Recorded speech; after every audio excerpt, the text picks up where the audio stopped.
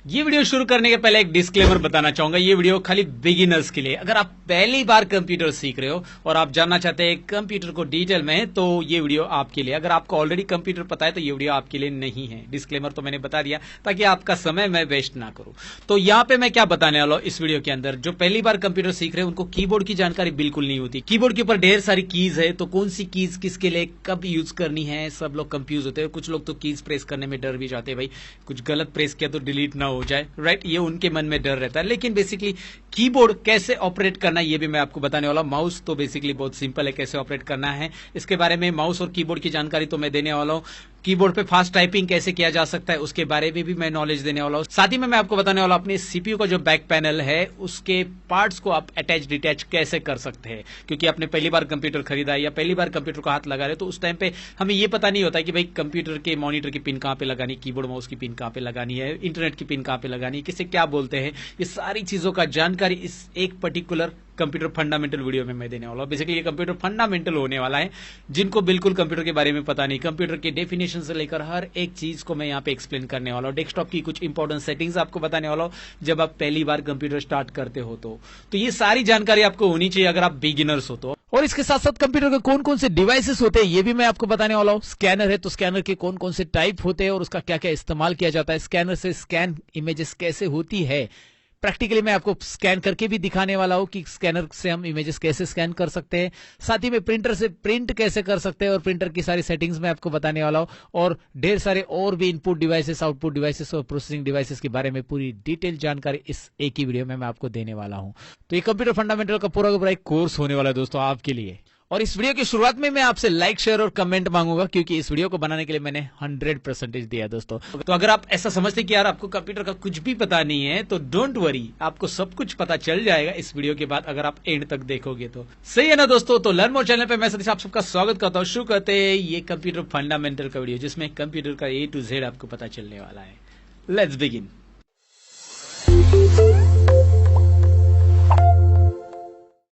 तो दोस्तों आइए कंप्यूटर फंडामेंटल में सबसे पहले ये जानते हैं कि कंप्यूटर की डेफिनेशन क्या है। Computer it is an electronic device, it works with the electricity. ये इलेक्ट्रिसिटी की मदद से चलता है। ऐसा नहीं कि भाई एक प्लेट एप्पल दो और ये खा के चालू हो जाएगा। It is not human being basically. तो इसके लिए चाहिए क्या, electricity. It works with electricity, without electricity चलने वाला नहीं है बेसिकली, राइट। सेकेंड थिंग क्या है, यहाँ पे स्लाइड में देख सकते हैं, machine that can store data, find and arrange data, calculate amounts and control other machines. अब ये थोड़ा सा अंग्रेजी समाचार है, मैं इसे हिंदी में एक्सप्लेन करता हूं कि ऐसी मशीन जो डेटा को स्टोर कर सकता है, डेटा को अरेंज करने का काम करता है वहां पे, और दूसरे मशीन्स को भी ऑपरेट करने का काम करता है, या कोई भी कैलकुलेशंस होते हैं जैसे अर्थमेटिक एंड लॉजिक्स, अलग अलग कैलकुलेशंस होते हैं, वो भी यहाँ पे वो करता है, कर सकता है। और इतना ही नहीं, बहुत सारी चीजें कंप्यूटर कर पाता है। वो आपको पता ही होगा आजकल हर एक, लाइक आप देखोगे स्कूल और कॉलेज ले लो, वहां पे भी कंप्यूटर मिलेगा। हर एक ऑफिसेस में आपको मिलेगा, बड़े बड़े एमएनसी मल्टीनेशनल कंपनी में भी आपको कंप्यूटर मिलेगा डेटा हैंडलिंग करने के लिए। या फिर आप देखोगे स्टोर रहते हैं अलग अलग, वहां पे बिलिंग के लिए कंप्यूटर यूज किया जाता है। डॉक्टर्स भी कंप्यूटर का यूज करते हैं, पेशेंट भी यूज करते हैं। आई मीन टू से बहुत सारी जगह पे यहाँ पे कंप्यूटर का इस्तेमाल होता है। कंप्यूटर की डेफिनेशन तो आपको समझ में आई होगी, तो ये बात तो आपको पता चली। और इसके जो फादर है, जनक, जिसे कंप्यूटर का जनक कहते हैं, father of computer is Charles Babbage, जिन्होंने 1838 में कुछ एक मशीन इन्वेंट की थी, उसको एनालॉग मशीन समथिंग नाम था। और उसके बाद ये कंप्यूटर वैसे 1940 में आया, लेकिन वो 1838 में से ये रिसर्च चल रहा था। तो कंप्यूटर के अलग अलग जनरेशन भी रहे हैं बहुत सारे, उसके बारे में हम यहाँ पे नहीं जानेंगे, हम हिस्ट्री नहीं जान रहे। बेसिकली हम कंप्यूटर का फंडामेंटल जान रहे हैं। तो मैंने बस डेफिनेशन बताई और कंप्यूटर का जो फादर है उनका नाम बताया, चार्ल्स बेबेज करके है, राइट। आपको पता होना चाहिए बेसिकली, जो स्क्रीन के ऊपर भी नाम मैंने दिया है।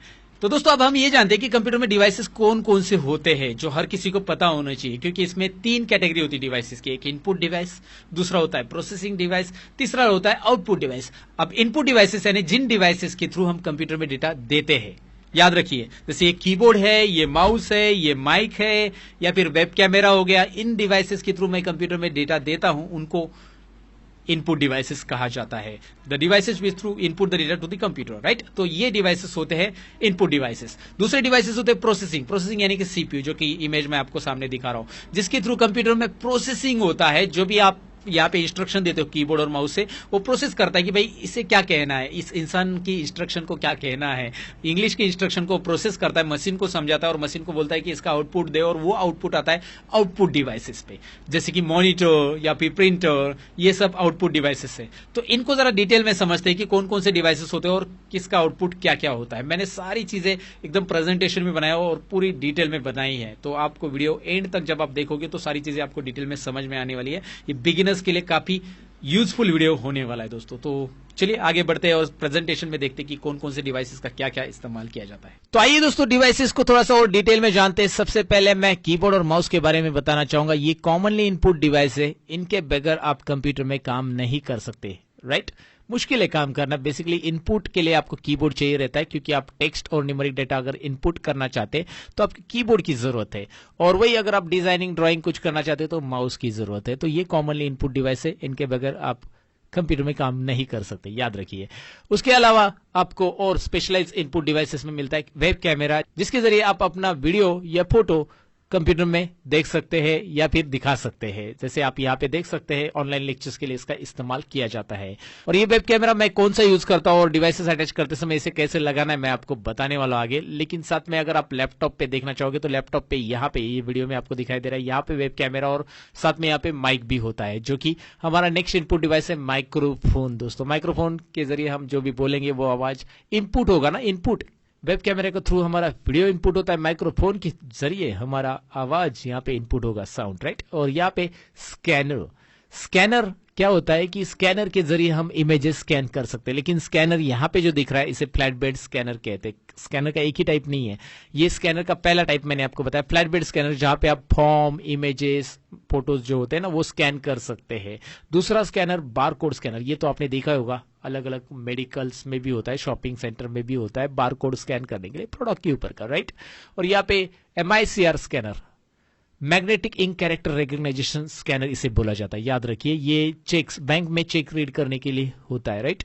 और उसके बाद OMR स्कैनर आता है, OMR यानी ऑप्टिकल मार्क रिकग्नाइजेशन। ये जो OMR शीट्स रहती है ना, अगर आपने स्कॉलरशिप की एग्जाम दी है तो आपको पता रहेगा, वहां पे आंसर शीट को चेक करने के लिए होता है। नेक्स्ट स्कैनर है OCR scanner, optical character recognisation. ये कोई पर्टिकुलर आपके पास सपोज नोट्स पड़े हैं तो उसे रीड करने के लिए, उसके ऊपर का टेक्स्ट रीड करने के लिए वो यूज किया जाता है। तो यहाँ पे इस तरह के स्कैनर अवेलेबल रहते हैं, ये इनपुट डिवाइसेस में पूरे आते हैं। और इनपुट डिवाइसेस में इसके अलावा क्या आता है, लाइट पेन, जो कि आप यहाँ पे इस पे सिग्नेचर करोगे तो वो कंप्यूटर में दिखाई देगी। और ये ड्राइविंग लाइसेंस अगर आप निकालने गए होंगे तो भी आपने ये देखा होगा, वहां पे इस तरह की सिग्नेचर वहां पे ली जाती है आपकी, राइट। आगे है जॉयस्टिक, गेम खेलने के लिए यूज किया जाता है, ये इनपुट डिवाइस है, इसके थ्रू इंस्ट्रक्शन दिया जाता है। और आगे का डिवाइस है ग्राफिक पैड, जो कि बहुत सारे डिजाइनिंग सॉफ्टवेयर में इसकी जरूरत होती है, मैं आपको दिखाऊंगा। लाइट पेन और जॉयस्टिक नहीं है, मतलब ये डिवाइसेस मैं ज्यादा यूज नहीं करता हूं, लेकिन वेब कैमरा है या फिर जो जो डिवाइसेस मेरे पास है वो उनको अटैच करके मैं कंप्यूटर में दिखाने वाला वीडियो में आगे चलकर। यहाँ पे देखिए, पहले हम डिवाइसेस समझ रहे। प्रोसेसिंग डिवाइसेस में हमारे पास आता है CPU, सेंट्रल प्रोसेसिंग यूनिट।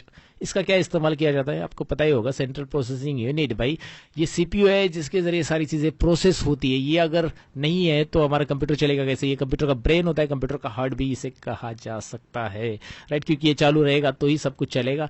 तो ये एक सिंगल चिप में रहता है। ये जो आपको कैबिनेट दिख रहा है लेफ्ट साइड में, उसके राइट साइड में आप देखोगे तो एक मतलब कैबिनेट के अंदर मदरबोर्ड रहता है, और मदरबोर्ड के ऊपर ये चिप जो हाथ में दिखाई दे रही है ना, वो चिप रहती है।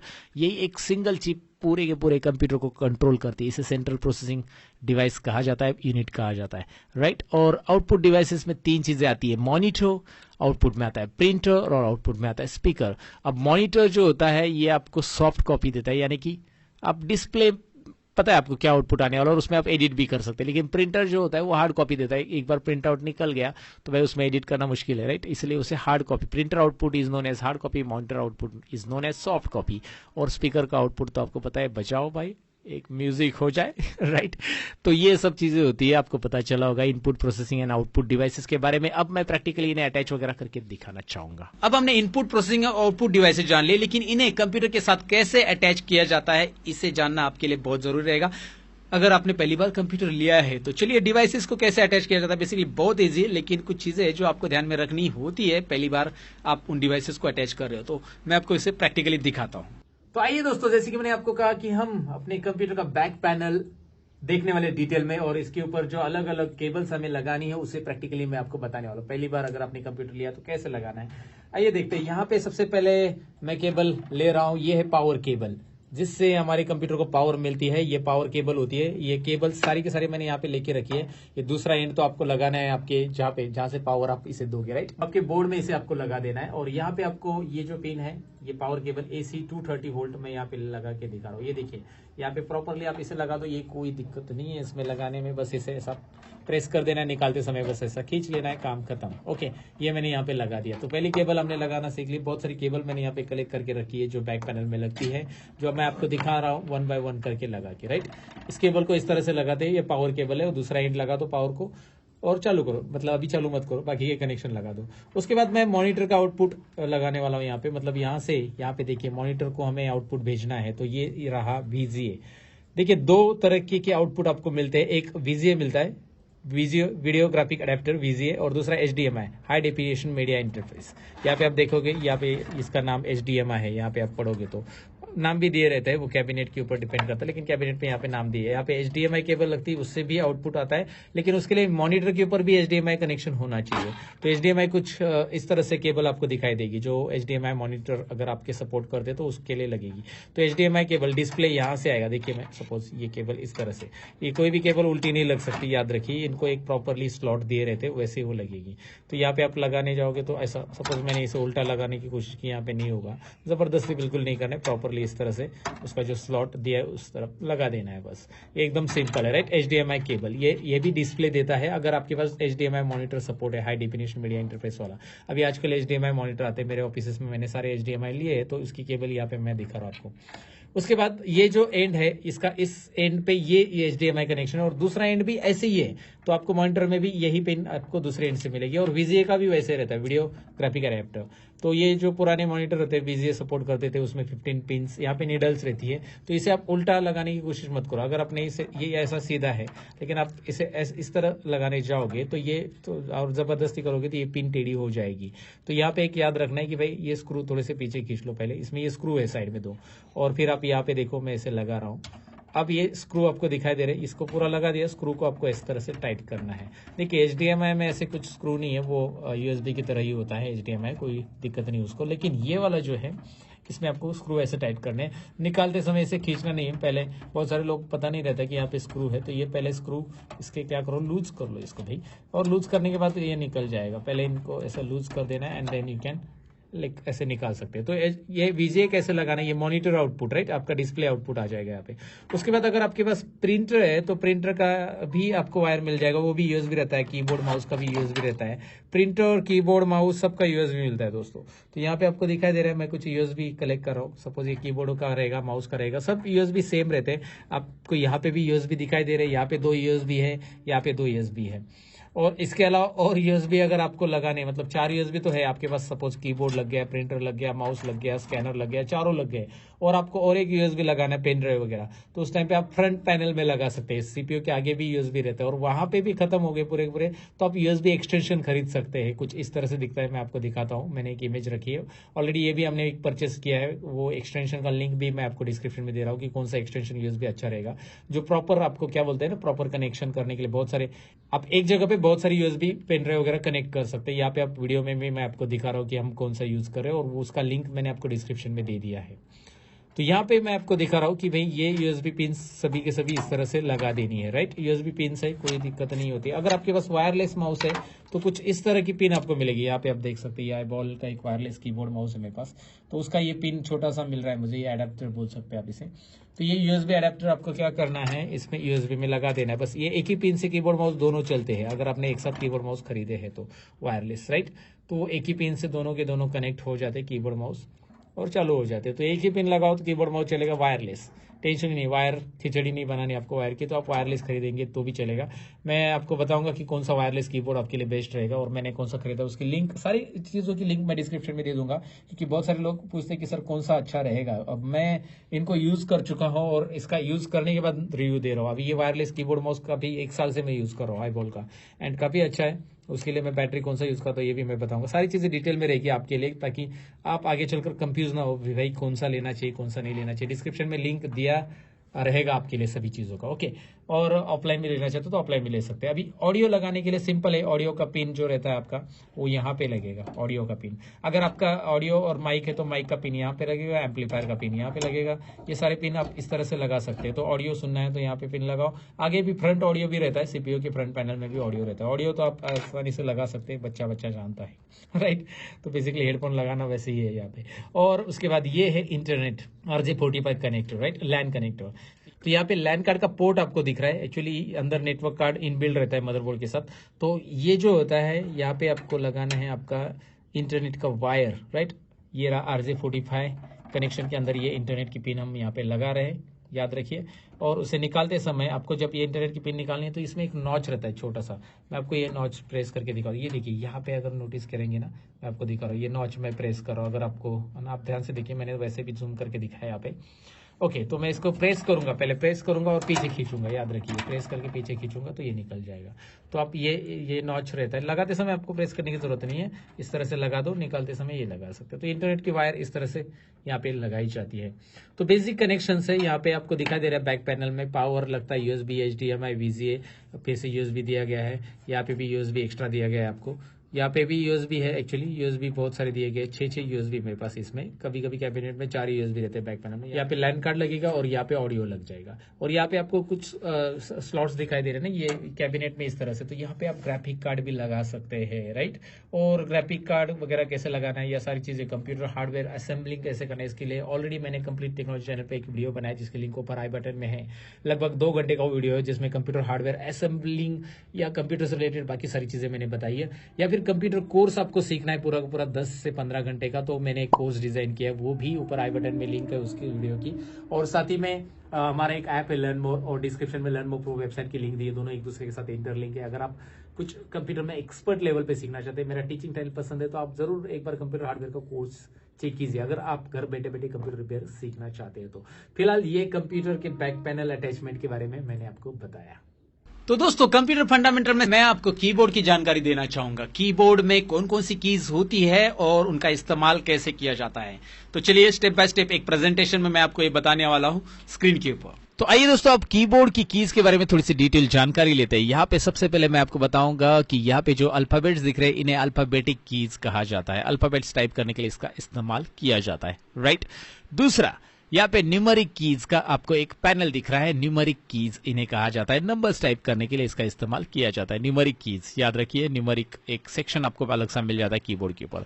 उसके बाद यहाँ पे भी आपको नंबर्स दिखाई दे रहे हैं, लेकिन इन्हें कहा जाता है अल्फा न्यूमेरिक कीज, याद रखिए, क्योंकि इसके ऊपर आपको एक्सक्लेमेटरी, @ $, %, ये ऐसे साइन मिल रहे हैं। और इन साइन को अगर आपको प्रेस करना है, मतलब आपको ये टाइप करना है, तो बेसिकली आपको शिफ्ट के साथ ये 1 प्रेस करना होगा।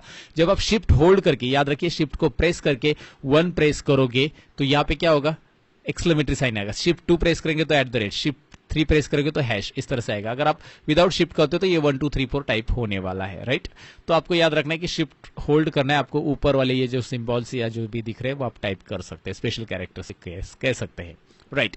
उसके बाद नेक्स्ट कीज की तरफ बढ़ते हैं, वो है नेविगेशन कीज। अगर पेज में अप एंड डाउन या लेफ्ट एंड राइट मूव होना है तो नेविगेशन कीज की हमें जरूरत है। नेविगेशन कीज किसे कहा जाता है, एरो कीज इसे बोल सकते हैं हम लोग, राइट। नेक्स्ट कीज की तरफ बढ़ते हैं, वो है एक्स्ट्रा कीज। जैसे कि हमें टेक्स्ट डिलीट करना है, इंसर्ट करना है, या फिर पेज अप पेज डाउन, एक पेज से दूसरे पेज में जाना है, पेज के स्टार्टिंग में जाना है या पेज के एंडिंग में जाना है, या फिर प्रिंट स्क्रीन करना है। ये दिखाई दे रहा है आपको, ये प्रिंट स्क्रीन भी आता है, इसमें एक्स्ट्रा कीज इन्हें कहा जाता है। ओके, नेक्स्ट यहाँ पे आपको फंक्शन कीज दिखाई दे रहा है। इनका regular software, like basic application software में ज्यादा यूज नहीं होता है, जैसे वर्ड, एक्सेल, पावर पॉइंट में। वहां पे कुछ लाइक F1 हेल्प के लिए होता है, F2 रीनेम के लिए, ऐसे कुछ शॉर्टकट कीज ही यूज होती है। बाकी इसमें स्पेशलाइज एप्लीकेशन में इनका बहुत ज्यादा यूज होता है, याद रखिए। जैसे फोटोशॉप, कोरोला वगैरह में बहुत सारी जगह पे इसका यूज किया जाता है, या फिर टैली में तो बहुत ज्यादा यूज होता है। ये है function keys, F1 to F12, याद रखिए, फंक्शन कीज जो टॉप में दिख रही है आपको कीबोर्ड पे, राइट। उसके बाद स्पेशल कीज की बारी आती है। स्पेशल कीज में escape, tabs, caps lock, shift, control, ये जो पैनल दिख रहा है ना आपको, कंट्रोल, ये शिफ्ट इधर भी है, शिफ्ट इधर भी है। वो इसलिए क्योंकि आप लेफ्ट साइड से भी, सपोज मुझे शिफ्ट के साथ ए प्रेस करना है तो मैं शिफ्ट ए लेफ्ट हैंड से प्रेस कर सकता हूँ। राइट साइड का मुझे शिफ्ट और ये कॉलम प्रेस करना है तो राइट साइड का शिफ्ट और कॉलम में प्रेस कर सकता हूँ। तो इसके लिए दोनों जगह पे शिफ्ट दिया है। याद रखिए फास्ट टाइपिंग करने के लिए ये की ज्यादा यूज होती है शिफ्ट वगैरह, तो इसके लिए दी गई है, क्योंकि शिफ्ट के साथ अल्फाबेट कैपिटल करना है तो आप शिफ्ट के साथ ही कर सकते हैं, कैपिटल स्मॉल, एक अल्फाबेट कैपिटल करना है पूरे इसमें तो शिफ्ट के साथ, और पूरे अल्फाबेट कैपिटल करना है तो कैप्स लॉक ऑन रखना है। कैप्स लॉक ऑन रखते ही यहाँ पे कैप्स लॉक की बत्ती जल जाती है, लाइट जल जाती है, ये बेसिकली आपको पता होना चाहिए और पता होगा, ये बेसिक चीजें है।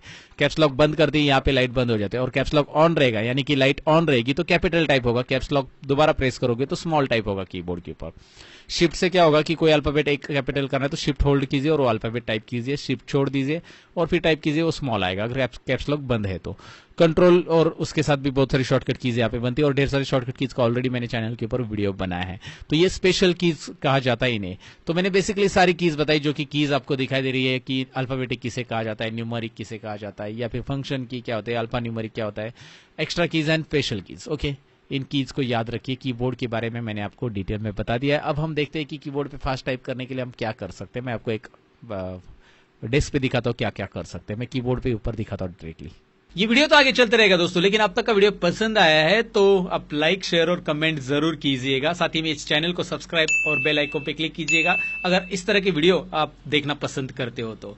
और अगर मेरा टीचिंग स्टाइल पसंद है, मैं जो भी पढ़ा रहा हूं वो आपको समझ में आ रहा है, तो एक बार आपको मेरा ऐप चेक जरूर करना चाहिए। डिस्क्रिप्शन में लर्न मोर ऐप की लिंक दी है, या फिर learnmorepro.com इस वेबसाइट को आप चेक कर सकते हैं। दोनों एक दूसरे के साथ इंटरलिंक है। आप ऐप पे अकाउंट बनाओ या वेबसाइट पे अकाउंट बनाओ, दोनों पे भी कोर्सेस एक्सेस करने आपको मिलेंगे। यहाँ पे पावर पॉइंट और पब्लिशर कोर्स बिल्कुल फ्री में है। कोर्स के अंदर पूरे वीडियो कंटेंट है, टेस्ट अटेंड करने मिलेगा, प्रैक्टिस फाइल है और ढेर सारी चीजें। आप खुद ही चेक कीजिए लर्न मोर ऐप को डाउनलोड करके, डिस्क्रिप्शन में हमने लिंक दी है, एक बार जरूर चेक कीजिएगा, जहां पे आपको फ्री पीडीएफ भी मिलने वाले, free daily computer knowledge check करने के लिए टेस्ट भी आपको मिलेगी। तो एक बार जरूर चेक करना चाहिए आपको हमारे ऐप को, राइट। तो फिलहाल अपने आगे के टॉपिक की तरफ बढ़ते हैं। तो दोस्तों कीबोर्ड कीज की तो जानकारी हमने ले ली। अब कीबोर्ड के ऊपर फास्ट टाइपिंग कैसे करना है, क्या रूल आपको फॉलो करने हैं, तो यहाँ पे मैं सबसे पहले बताऊं, ये जो ABCD अल्फाबेट आपको दिखाई दे रहे हैं, इसमें ये जो रो है ये मिडल रो कहा जाता है। ये मिडल रो पे आपको पहले फिंगर्स रखनी है कुछ इस तरह से, लेकिन उसके पहले मैं आपको बताऊं कि J और F आपको जो दिख रहा है ना, इसके ऊपर थोड़ी सी उभरी हुई लाइन आपको दिखाई दे रही है।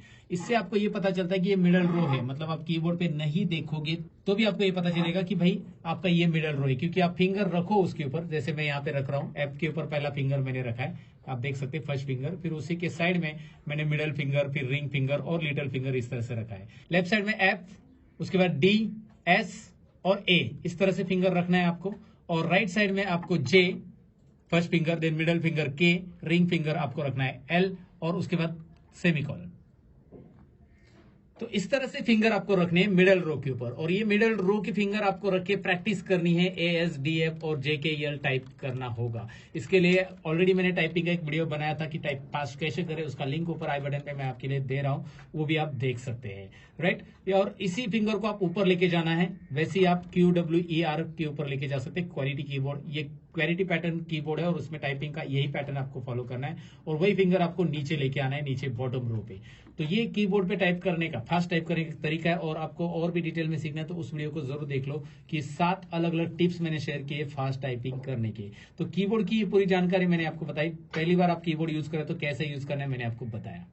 तो दोस्तों अपनी कीबोर्ड के बारे में तो अभी जान लिया, अब कीबोर्ड ऑपरेट करना आपको अच्छे से आ जाएगा डेफिनेटली, और इस बात पे लाइक शेयर और कमेंट जरूर कर दीजिएगा। अब हम माउस के बारे में जानने वाले। ये बेसिकली वायरलेस माउस है, तो ये वायरलेस माउस, ये कीबोर्ड भी वायरलेस है, ये देखिए वायर है नहीं इसको, तो आपके ऊपर है वायरलेस लेना है नहीं लेना है। बेसिकली डिस्क्रिप्शन में मैंने आपके लिए लिंक दी है, अगर आपको बेस्ट वायरलेस कीबोर्ड लेना है तो मैं आईबॉल का यूज कर रहा हूँ, आप डेल का भी यूज कर सकते हैं, कोई भी कंपनी का चाहिए तो यूज कर सकते हैं। मैंने डिस्क्रिप्शन में बेस्ट कीबोर्ड का लिंक दे दिया वायरलेस कीबोर्ड का, आप वहां से खरीद सकते हैं अगर आपको लेना है तो। बेसिकली वो एक एफिलिएट लिंक है, मुझे भी थोड़ा सा कमीशन मिल जाएगा अगर आप वहां से लेते हो तो, सीधी बात बोल देता हूं। और ये जो माउस है इसके बारे में थोड़ी सी जानकारी दूंगा। वैसे भी माउस का इंट्रोडक्शन बहुत छोटा है। ये माउस इसका नाम क्यों रखा है बेसिकली मैं आपको बताना चाहूंगा, क्योंकि ये हमारे स्क्रीन का कोई भी पार्ट एक्सेस कर सकता है। जैसे हमारे घर के अंदर जो चूहा होता है ना, वो घर में कोई भी पार्ट एक्सेस कर सकता है, राइट, वो कहीं पे भी चला जाता है। तो बेसिकली उसी को देख के ये स्क्रीन के ऊपर कोई भी पार्ट एक्सेस कर सकता है। और इसकी खासियत मैं बताऊं कि ये ड्राइंग और डिजाइनिंग में इंपॉर्टेंट रोल प्ले करता है। अगर आपके पास माउस नहीं है ड्राइंग और डिजाइनिंग के टाइम पे तो मुश्किल है भाई, कीबोर्ड पे तो पॉसिबल नहीं, क्योंकि कीबोर्ड खाली डेटा एंट्री के लिए यूज होता है। लेकिन माउस की मदद से आप बाहुबली जैसा मूवी बना सकते हैं। आपको पता है ना, बाहुबली देखा है सबने यार, तो ऐसा कुछ बना सकते हैं माउस की मदद से। बेसिकली ये माउस आपको ड्राइंग और डिजाइनिंग के लिए कंपलसरी रहता है। तो माउस के बारे में थोड़ी सी जानकारी स्क्रीन के ऊपर देखते हैं कि भाई इसमें कौन कौन से बटन रहते हैं, इसका निर्माण किसने किया है, स्क्रीन में एक प्रेजेंटेशन में मैं दिखाना चाहूंगा। तो आइए दोस्तों, माउस के बारे में थोड़ी सी जानकारी लेते हैं। थोड़ी सी जानकारी इसलिए क्योंकि इसकी जानकारी बहुत छोटी है। माउस में आपको एक लेफ्ट क्लिक मिलता है, यहाँ पे एक स्क्रॉल बटन मिलता है बीच में, और एक राइट क्लिक आपको यहाँ पे मिलता है जो कि आपको स्क्रीन के ऊपर दिखाई दे रहा है। अब लेफ्ट क्लिक का इस्तेमाल क्लिक एंड ड्रैग के लिए होता है, डबल क्लिक के लिए होता है, ट्रिपल क्लिक के लिए होता है, और राइट क्लिक खाली राइट क्लिक ही होता है। जब भी मुझे लेफ्ट क्लिक करना है तो मैं खाली क्लिक ही बोलूंगा, याद रखिए। अगर मैं क्लिक बोलूंगा तो आपको ये नहीं पूछना है कि राइट क्लिक या लेफ्ट क्लिक। लेफ्ट क्लिक को खाली क्लिक बोला जाता है, राइट क्लिक को राइट क्लिक बोला जाता है, याद रखिए।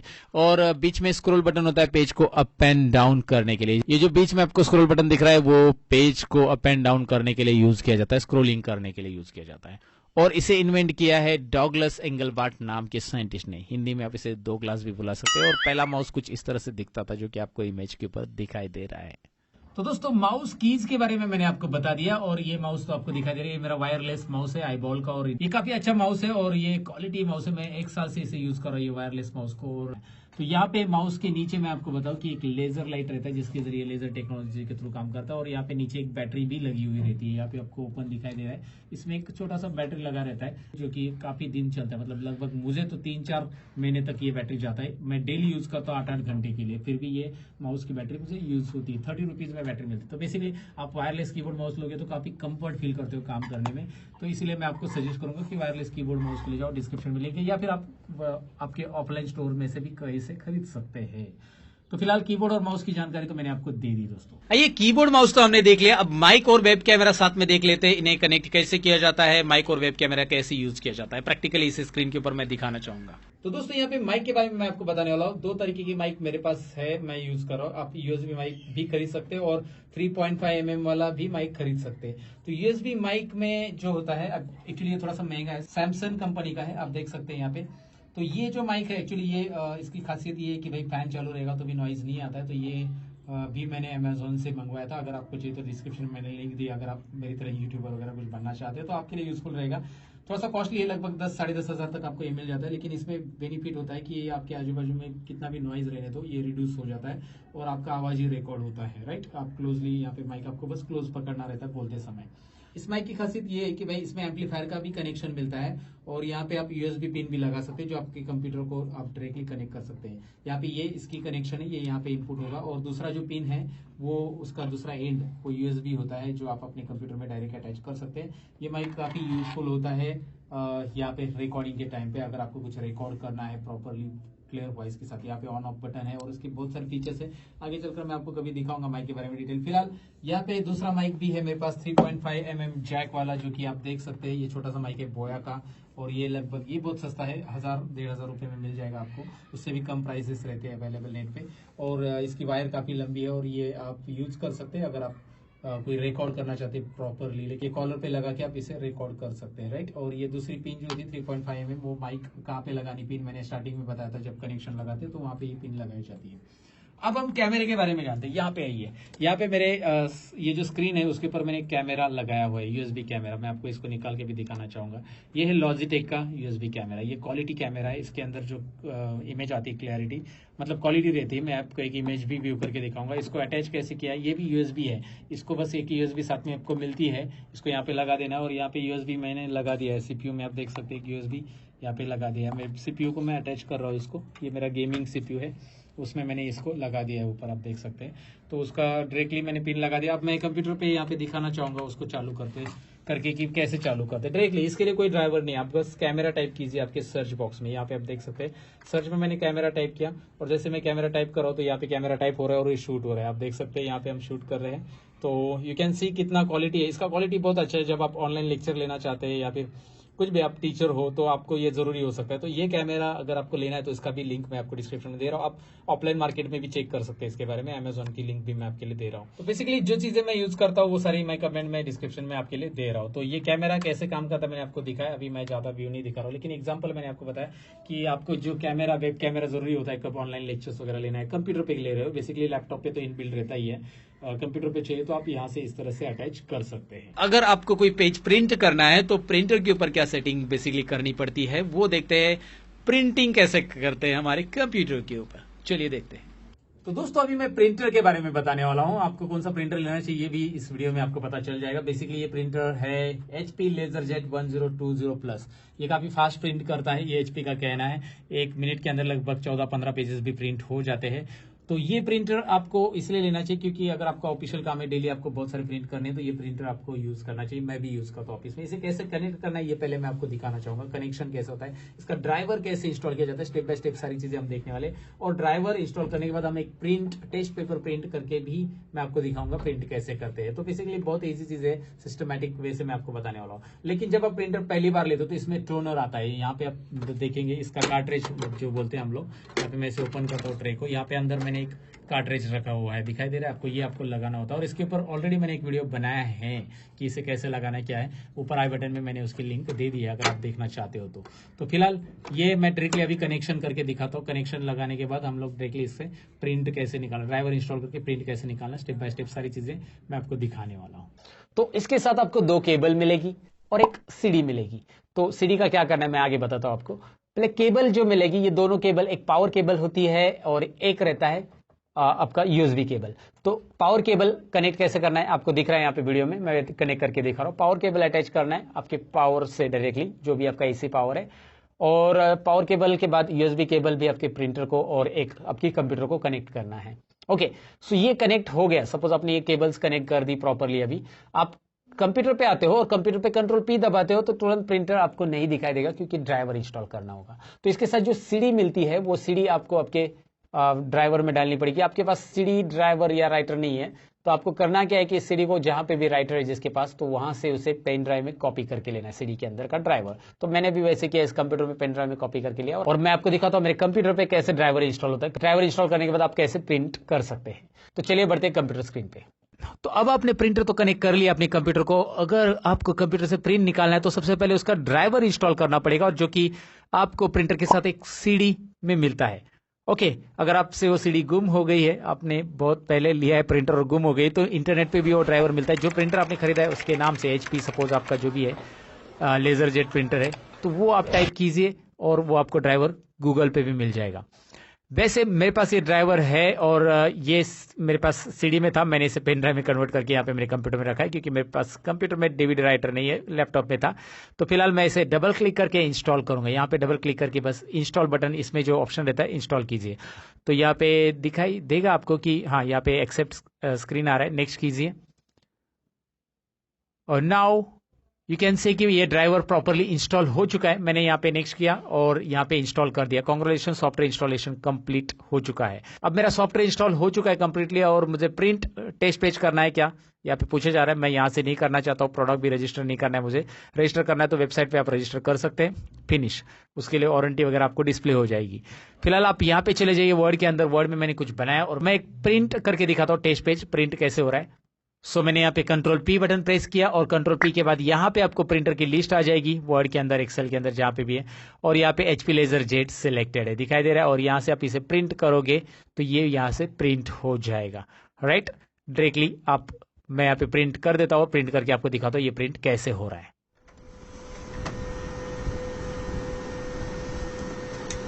इसके बाद हम जानेंगे स्कैनर के बारे में। भाई स्कैनर से इमेजेस स्कैन कैसी होती है, स्कैनर कैसे अटैच किया जाता है।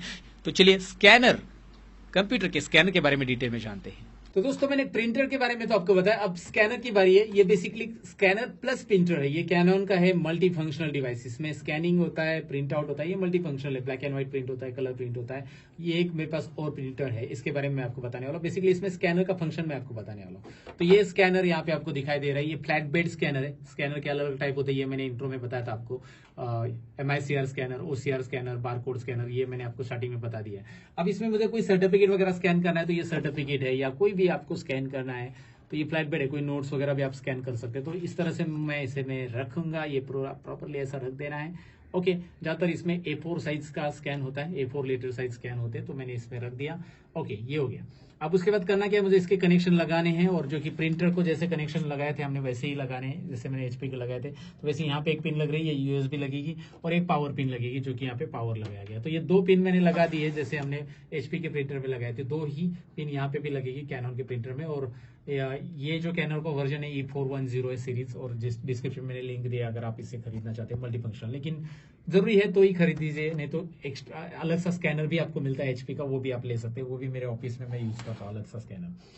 फिलहाल वो अभी यहाँ पे नहीं है मेरे पास इस ऑफिस में। तो यहाँ पे आप देख सकते हैं, अभी मैं आपको इसका ड्राइवर इंस्टॉल करके दिखाता हूँ। तो यहाँ पे मैंने डाउनलोड फोल्डर में इसका डाउनलोड ड्राइवर करके रखा है ऑलरेडी, और मैं इसके ऊपर डबल क्लिक करूंगा, इसे रन करूंगा। ये ड्राइवर जरूरी है अगर आप ड्राइवर इंस्टॉल करते हैं। ये देखिए स्टार्ट सेटअप बटन पे आपको क्लिक करना है। ये ड्राइवर इंस्टॉल करते ही ये आप स्कैन कर पाओगे। मैं आपको स्कैन करके दिखा रहा हूँ प्रैक्टिकली ये स्कैन कैसे होगा। मैं इसे क्लोज कर देता हूँ। ये ड्राइवर इंस्टॉल हो रहा है। इस वीडियो को थोड़ा सा फास्ट फॉरवर्ड कर देता हूँ मैं। तो यहाँ पे देख सकते हैं आप, finally installation complete successfully. Exit button पे क्लिक करो, इंस्टॉलेशन हो गया है। तो अब मुझे स्कैन करना है, जो मैंने सर्टिफिकेट रखा है या जो भी चीज रखी है स्कैनर के ऊपर वो मुझे स्कैन करनी है। तो मैं यहाँ पे स्कैन बटन लिखूंगा और यहाँ पे आप देख सकते हैं आईजी स्कैन यूटिलिटी आ जाती है। आईजी स्कैन यूटिलिटी यहाँ पे आने के बाद आपको यहाँ पे कैनन E410 सीरीज दिखाई दे रहा है। आपका जो स्कैनर सिलेक्टेड है वो दिख रहा है। आपको फोटो स्कैन करना है, डॉक्यूमेंट स्कैन करना है, आपको क्या करना है, मुझे ये डॉक्यूमेंट में कन्वर्ट करना है या फोटो में कन्वर्ट करना है, आपके ऊपर है। फिलहाल मैं इसे डॉक्यूमेंट कंसीडर कर रहा हूँ। Scanner is warming up, do not open document cover, मतलब आपने जो स्कैनर का कवर रखा है ऊपर वो ओपन नहीं करना है। यहाँ पे स्कैन ऊपर देखिए प्रोसेस भी हो रहा है, यहाँ पे स्कैन अंदर हो रहा है। अगर आप स्कैनर के ऊपर थोड़ा सा हाथ रखेंगे तो उसकी जो मोटर है वो घूम रही है और आवाज भी आता है। देखिए आवाज भी आ रहा है, आपको सुनाई दे रहा होगा। तो यहाँ पे आपको दिखाई दे रहा है टू कंटिन्यू स्कैनिंग। अगर और भी स्कैन करें तो आप स्कैन कर सकते हैं। वहां पे जो स्कैन आपने रखा है वो हटा दो, दूसरा रखो, दूसरा मतलब सर्टिफिकेट दूसरा कुछ रखो और स्कैन बटन पे क्लिक करो। नहीं करना है अभी और कुछ स्कैन तो एग्जिट कीजिए, आपको डॉक्यूमेंट दिखाई देगा। यहाँ पे देखिए एक इमेज PDF फॉर्मेट में आ चुका है, मैं इसे ओपन कर रहा हूँ और ये स्कैन हो चुका है। मैंने उल्टा रखा था, कोई बात नहीं, यहाँ पे हम रोटेट कर सकते हैं। और ये पूरा का पूरा certificate as it is scan हो चुका है। मैं आपको सर्टिफिकेट भी दिखाना चाहूंगा। ये स्कैनर के ऊपर देखिए सेम मेरा ISO सर्टिफाइड, हमारी जो कंपनी ISO सर्टिफाइड है वो आपको यहाँ पे दिखाई दे रही है, राइट। तो ये पूरा का पूरा स्कैन हो चुका है। और स्कैन कैसे करना है मैंने बेसिकली आपको बताया। अभी स्कैन कोई भी कर सकता है, अब आपको आज जाएगा। प्रिंटर के लिए और स्कैनर के लिए क्या करना है मैंने आपको दोनों चीजें बता दी दोस्तों। अब हमने स्कैनर जान लिया, अब हम मॉनिटर की कुछ सेटिंग्स के बारे में जानेंगे। जो मॉनिटर के डिस्प्ले आता है उसके लिए क्या क्या सेटिंग्स हमें करनी पड़ती है, डेस्कटॉप की सेटिंग्स क्या होती है, और कुछ बेसिक सेटिंग आपको पहले से पता होनी चाहिए अगर आप कंप्यूटर पहली बार यूज कर रहे हो। तो चलिए डेस्कटॉप सेटिंग की तरफ बढ़ते हैं। तो आइए दोस्तों, डेस्कटॉप की कुछ इंपॉर्टेंट सेटिंग्स मैं आपको बताना चाहूंगा। सबसे पहले मैं आपको बताना चाहूंगा कि यहाँ पे जो सिंबल्स आपको दिखाई दे रहे हैं डेस्कटॉप के ऊपर, इन्हें आइकॉन्स कहा जाता है। याद रखिए इन्हें आइकॉन्स कहा जाता है। पीछे बैकग्राउंड में ऑल पेपर जो दिख रहा है ना, ये ऑल पेपर होता है। और बेसिकली नीचे आपको जो दिखाई दे रहा है ये पूरा का पूरा, आपको मैं फोकस करके भी दिखा देता हूँ चाहिए तो। यहाँ पे आपको जो दिखाई दे रहा है ये पूरा का पूरा टास्क बार है। याद रखिए टास्क बार है। लेफ्ट साइड में स्टार्ट बटन मिल रहा है, राइट साइड में आपको यहाँ पे टाइमिंग वगैरह मिलता है टास्क बार पे। और आपने कुछ प्रोग्राम सेट किए रहेंगे टास्क बार के ऊपर या रिसेंट ओपन किए रहेंगे तो यहाँ पे दिखाई देते हैं। तो टास्क बार आपको पता चला है, आइकॉन्स पता चले। लेकिन आइकॉन्स में येलो कलर के जो आइकॉन होते हैं उन्हें फोल्डर कहा जाता है। जैसे ये एक्सेल फाइल्स करके आइकॉन आपको दिखाई दे रहा है, एड इन्स करके आइकॉन दिखा, मतलब ये आपको येलो कलर का दिख रहा है। माजा कोर्स है, GST registration files, employ form, तो ये सारे जो आइकॉन्स दिखाई दे रहे हैं येलो कलर के, ये फोल्डर्स है। और ये जो आइकॉन्स आपको दिखाई दे रहे हैं ये फाइल्स है। जैसे यहाँ पे एक्स का आइकॉन आ रहा है ना, ये फाइल्स है। ये इमेज दिखाई दे रही है, ये इमेज फाइल है। तो आपको ये W दिखाई दे रहा है, वर्ड फाइल है। और कुछ आइकॉन ऐसे दिख रहे हैं जिसमें एरो है, तो ये प्रोग्राम स्टार्ट करने के शॉर्टकट है। जैसे टीम व्यूअर है, व्हाट्सएप स्टार्ट करने का शॉर्टकट है। यहाँ पे डेस्कटॉप व्हाट्सएप मैंने इंस्टॉल किया है। या फिर आपको यहाँ पे क्रोम दिख रहा है तो क्रोम के यहाँ पे भी एरो दिखाई दे रहा है आपको। तो ये जो एरो दिखाई दे रहे हैं ना, ये एरो वाले प्रोग्राम्स होते हैं, प्रोग्राम के शॉर्टकट है। बेसिकली यहाँ से आपने ये डिलीट किया तो भी कोई फर्क नहीं पड़ने वाला, क्योंकि ये प्रोग्राम इंस्टॉल अंदर रहता है। इंस्टॉल और अनइंस्टॉलेशन में कंट्रोल पैनल की सेटिंग में आपको बताने वाला हूँ। तो ये प्रोग्राम ऑलरेडी इंस्टॉल है, वहां से आप अनइंस्टॉल करोगे तो निकल जाएगा। यहाँ से इन आइकॉन को डिलीट करें तो कोई प्रॉब्लम नहीं है, क्योंकि ये शॉर्टकट्स है। एरो वाले सारे के सारे शॉर्टकट है। येलो वाले फोल्डर से, ये आपको पहले पता रहना चाहिए, जिसके अंदर और भी फाइल्स आप रख सकते हैं। जैसे ये एम्प्लॉय करके फोल्डर है, मैं इसे ओपन करता हूं। यहाँ पे कुछ और फाइल आपको दिखाई दे रही है। जैसे आपको अलग अलग फोल्डर दिखाई दे रहे हैं, हर एक के अंदर मैंने कुछ ना कुछ यहाँ पे फाइल रखी है। मैं मेरा एक्चुअल काम करने वाला ही जो कंप्यूटर उसको ही दिखा रहा हूं आपको, राइट।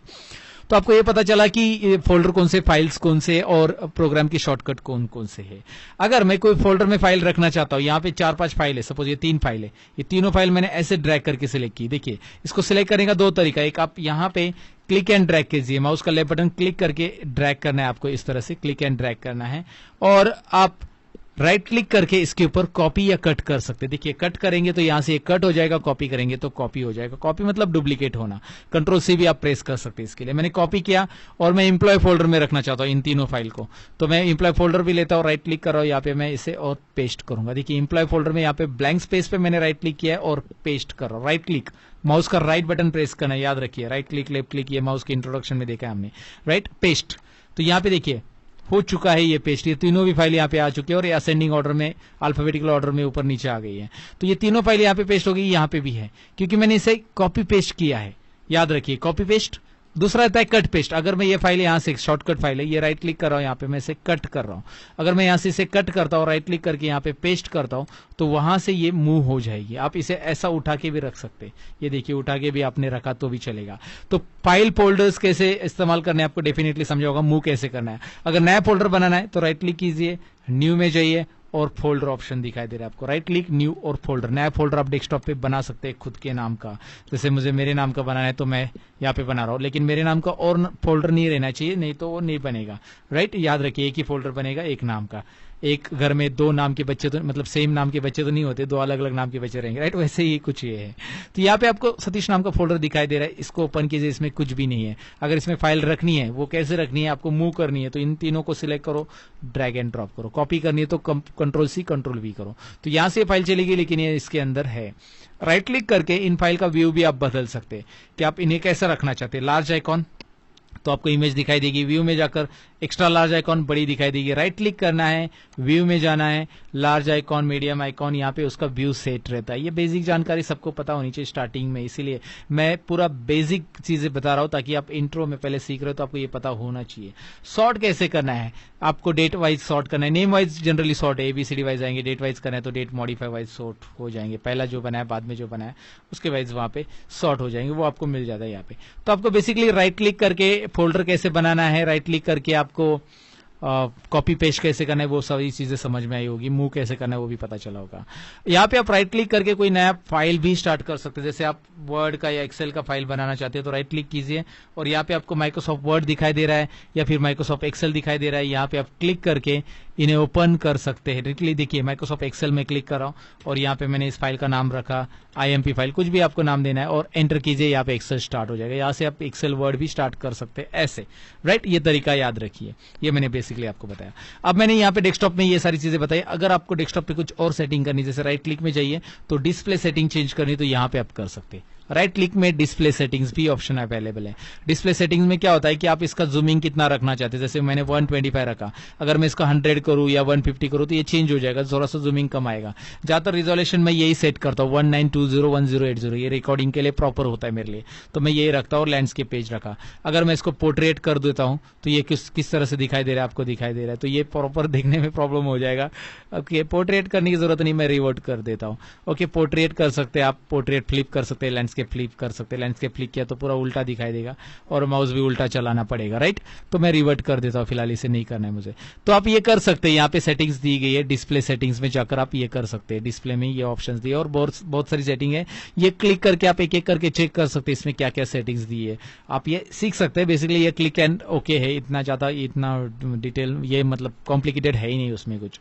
और उसके साथ साथ राइट क्लिक करके पर्सनलाइज सेटिंग भी यहाँ पे दी जाती है, जो भी आपको चेक करनी चाहिए कि भाई आपका डेस्कटॉप का वॉलपेपर जो है मुझे ये रखना है, तो मैं इसे रख रहा हूं।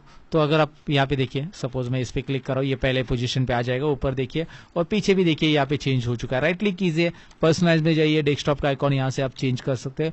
यहाँ पे कलर, लॉक स्क्रीन और बहुत सारी और भी चीजें होती है जो यहाँ से आप कर सकते हैं आराम से। आपको जो पसंद है वो आप कर सकते हैं। बेसिकली डेस्कटॉप वॉलपेपर वगैरह बदलना, सारी चीजें यहाँ पे दी रहती है। आपको ये डेस्कटॉप की सेटिंग्स बेसिकली पता होनी चाहिए, इसलिए मैं आपको ये सारी चीजें बता रहा हूँ।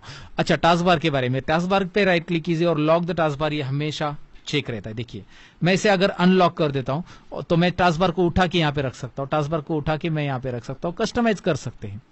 राइट, ये सारी चीजें कस्टमाइजेबल है, आपको पता होनी चाहिए। टास्क बार पे क्लिक करो, माउस का लेफ्ट बटन दबा के रखो और खींचो खींचो खींचो और रखो, खींचो और रखो। राइट, राइट क्लिक करके लॉक कर दो टास्क बार को। या फिर टास्क बार से रिलेटेड और भी सेटिंग, जैसे ये टास्क बार सेटिंग में जाओ, थोड़ी बहुत सेटिंग और भी बता देता हूं।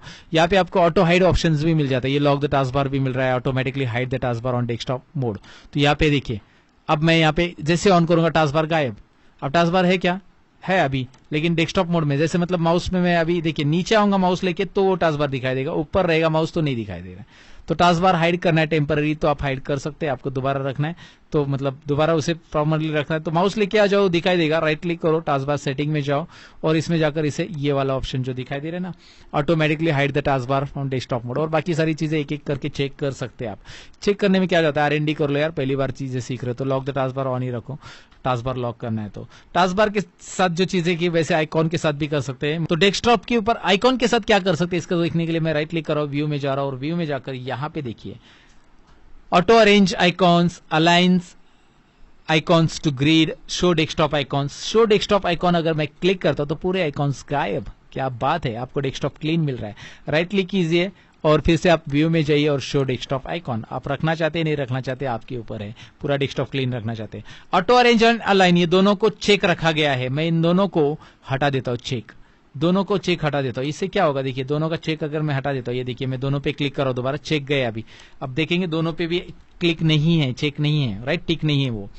तो आप इन आइकॉन को कहीं पे भी रख सकते हैं, कहीं पे भी रैंडमली रख सकते हैं इन आइकॉन्स को आप ड्रैग करके, अब देखिए कहीं पे भी रख सकते हैं, राइट। यहाँ पे अगर मैं राइट क्लिक करूंगा, व्यू में जाऊंगा और मैं इसे अलाइन टू ग्रिड करूंगा तो ये ग्रिड में होंगे, मतलब अभी क्या होगा अलाइन टू ग्रिड, मतलब ये कहीं पे भी रख रहे थे, अभी एक तो ऊपर लाइन में आएंगे नहीं तो नीचे लाइन में आएंगे, देखिए ऊपर आएगा एक लाइन में आएंगे, एक लाइन में आएंगे पूरे पूरे, मतलब ये कहीं पे भी नहीं आएगा जैसे पहले आ रहा था, अलाइन टू ग्रिड हो जाएगा, ग्रिड में आएंगे, एक लाइन में सब रहेंगे।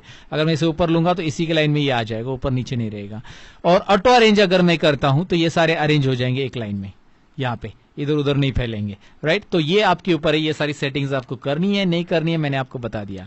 अच्छा, एक फाइल है ये आपने डिलीट कर दी कीबोर्ड से, IMP फाइल डिलीट कर दी, यहां से गायब होगी, लेकिन वो फाइल आपको रिसाइकल बिन में मिलेगी।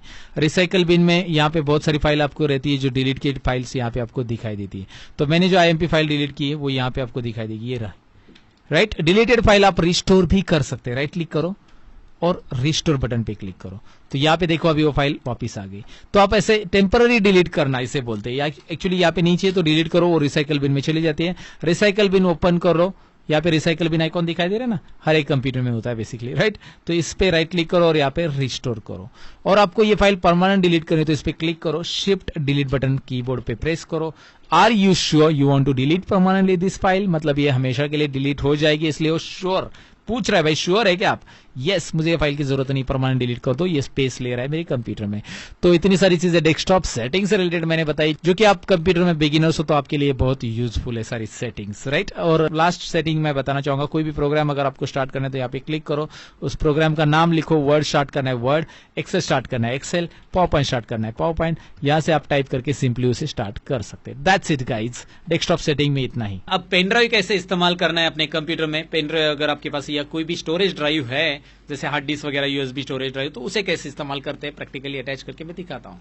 तो आइए दोस्तों, अभी पेन ड्राइव को कैसे इस्तेमाल करना है, बहुत बेसिक चीज है पेन ड्राइव इस्तेमाल करना, कोई भी जानता है, लेकिन मैं फिर भी बताना चाहूंगा। यहाँ पे आपको पेन ड्राइव दिखाई दे रहा है, मैं यहाँ पे CPU को कनेक्ट कर रहा हूँ, बेसिकली ये मेरा एक्सटेंशन है, USB एक्सटेंशन, और ये ऑलरेडी CPU को कनेक्टेड है। यहाँ पे आप देखेंगे ये डायरेक्टली CPU को कनेक्टेड जा रहा है, तो मैं इसको कैसे कनेक्ट करूंगा मैं आपको मेरे स्क्रीन पे भी दिखाऊंगा ये कैसे आ रहा है। मैं इसको इस तरह से लगाऊंगा, ओके। अभी जैसे मैंने इसे लगाया तो आपको दिखाई दे रहा है USB दिखाई दे रहा है ना, यहाँ पे USB कनेक्टेड है, मैं इसके ऊपर क्लिक कर सकता हूँ। यहाँ पे आप क्लिक कर सकते हैं ऑटो प्ले पे, डायरेक्टली क्लिक करेंगे तो पेन ड्राइव ओपन हो जाएगा। यहाँ पे देखिए कंटिन्यू विदाउट स्कैनिंग एक बटन आ रहा है, इस पे मैं क्लिक करूंगा, यहाँ से डायरेक्ट पेन ड्राइव ओपन आप कर सकते हैं। इस तरह से आपको पेन ड्राइव यहाँ पे दिखाई दे रहा है, पेन ड्राइव के अंदर कुछ फाइल्स है, मेरे पास बूटेबल फाइल एंड ऑल आपको दिखाई दे रहे हैं, तो कुछ फोल्डर्स यहाँ पे बने हुए हैं। ये पेन ड्राइव मेरा ओपन हो गया। अगर आप ऐसा पेन ड्राइव नहीं ओपन करना चाहते, यहाँ पे नहीं ओपन हो रहा है आपका ऑटो प्ले करके, तो आप विंडोज ई बटन कीबोर्ड पे प्रेस कीजिए। देखिए विंडोज ई अगर आप करते हैं, विंडोज ई में प्रेस करो, विंडोज ई यानी क्या आता है यहाँ पे फाइल एक्सप्लोरर, तो फाइल एक्सप्लोरर आ रहा है, और फाइल एक्सप्लोरर जैसे मैं ओपन करता हूँ यहाँ पे आप देख सकते हैं दिस पीसी में आपको क्लिक करना है। दिस पीसी के अंदर यहाँ पे आपको ये USB ड्राइव दिखाई दे रहा है, ये USB ड्राइव जो दिखाई दे रहा है ये रहा मेरा पेन ड्राइव, लगभग 32 GB का ये पेन ड्राइव है। मैं इसे ओपन करता हूं और इसके अंदर वही फाइल है दिखाई दे रहा है। अब मैं इसमें फाइल रखना चाहता हूं तो सिंपल है बहुत, पेन ड्राइव तो ओपन हो गया, अब इसमें कोई फाइल मुझे रखनी है डेस्कटॉप की या कहीं पे भी, तो इस फाइल को यहां से मैं डायरेक्टली मूव कर सकता हूं, या फिर राइट क्लिक करके इस पे कॉपी कीजिए, CTRL-C बटन भी प्रेस कर सकते हैं आप, और राइट क्लिक करके यहाँ पे आप इसे पेस्ट कीजिए। देखिए यहाँ पे जो EMP फाइल थी वो यहाँ पे आ गई। यहाँ की फाइल पेन ड्राइव की फाइल आपको रखनी है, कोई भी बूट फाइल या फिर ये अन्नू नाम की फाइल है, तो मैं इसे कॉपी करूंगा और राइट क्लिक करके डेस्कटॉप पे जाकर या फिर कहीं पे भी जाकर पेस्ट करूंगा। तो पेन ड्राइव से आप एक जगह से दूसरी जगह पे फाइल ऐसे से रख सकते हैं। सिंपल है बहुत, पेन ड्राइव कैसे यूज करना बहुत बेसिक चीज है, लेकिन फिर भी मैंने जानकारी देना चाहा क्योंकि ये कंप्यूटर फंडामेंटल है, तो भाई फंडामेंटल सारा पता होना चाहिए आपको। That's it. सो दोस्तों, कैसे लगा ये कंप्यूटर फंडामेंटल का वीडियो? डेफिनेटली आपको पसंद आया होगा। चैनल को सब्सक्राइब कीजिएगा, जरूर कीजिएगा ऐसे वीडियो देखना पसंद करते हो तो। और साथ ही में मेरा learnmore.com और लर्न मोर ऐप है, डिस्क्रिप्शन में मैंने लिंक दिए जहां पे ढेर सारे कंप्यूटर के कोर्सेज चल रहे हैं। अगर आप एक्सपर्ट बनना चाहते हैं, मेरी टीचिंग स्टाइल आपको पसंद है तो जरूर एक बार मेरी वेबसाइट को चेक कीजिए। साथ ही में मेरी एक और वेबसाइट है जिसका नाम है learnmoreindia.in, जहां पे फ्री में ब्लॉग मिलते हैं, फ्री में नोट्स मिलते हैं, फ्री में टेस्ट मिलते हैं ऑनलाइन, तो आप जरूर इसको भी चेक कीजिएगा। मेरे जितने भी चैनल है डिस्क्रिप्शन में मैंने लिंक दी है, इनको भी जरूर चेक कीजिएगा। सीखते रहिए, सिखाते रहिए, यही रहेगा हमेशा हमारा slogan. Take care, bye bye.